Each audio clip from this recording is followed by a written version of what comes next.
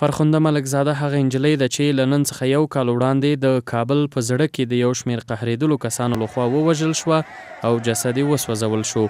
د فرخندې وژلو په کور دننه او بهر خلک حیران کړل او ښځینه مدني فعالانې وایي کوم ظلم او وحشت چې له فرخندې سره وشو د افغانستان په تاریخ کې به تل پاتې وي. دلته د کابل په شاهد شمشیره سیمه کې راټول شوي په سلګونه مدني فعالان وایي چې د فرخندې په قضیه کې باید په جدي توګه عدالت مراعات شي.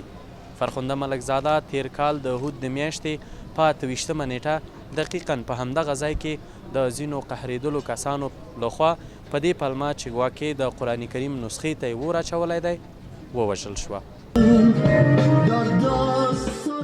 د پنجشنبې په ورځ سلګونو مدني فعالانو د کابل د شاهد شمشیره په سیمه کې د فرخندې په یاد د جوړ شوي څلي مخې ته راټول شوي وو او د فرخندې په قضیه کې د عدالت غوښتنه کوله. دوو مدني فعالانو ازادۍ راډیو ته وویل همیشه ما قربانی خواهیم داشت و مجبوریم که به خاطر عدالت خواهی به خاطر دادخواهی بیایم و بریم با جلوی ارگ یک تحصن کنیم، یک خیمه بزنیم. واضح هست که خود نهاد عدلی و قضایی افغانستان با مو کشمکش‌های سیاسی، با مو زدبندهای سیاسی و با مو فساد اداری که آلوده هستند به شکل اساسی نتونستن قضیه فرخنده را بررسی بکنن.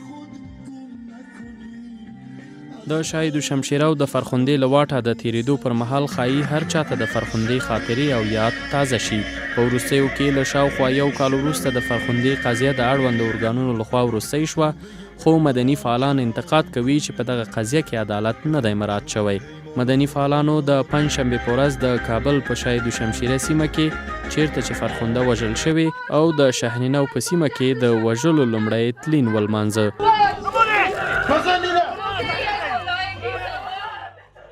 اما دا چې یوه ښځه د پولیسو په حضور کې او ورک ته نږدې وژل کیږي او د محاکمو پریکړه هم مدني فعالانو ته د قناعت وړ نه ده، په څه معنا کیدی شي؟ په اړه مدنی فعاله او د همبستگی د گوند وینده سلی غفار وایی خب ما هیچ وقت از حکومت انتظار نداشتیم که اینا به قضیه فرخنده و همچو قضایا مخصوصا وقتی که مسئله زن افغان میان باشه رسیدگی کنه.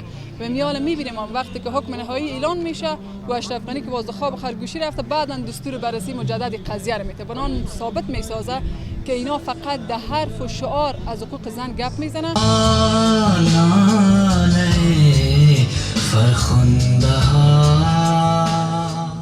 دلته راټول شوي ټول مدني فعالان له ولسمشر او اجرایي رئیس څخه غواړي چې د فرخندې په قضیه کې د باید په جدي توګه عدالت مراعات شي.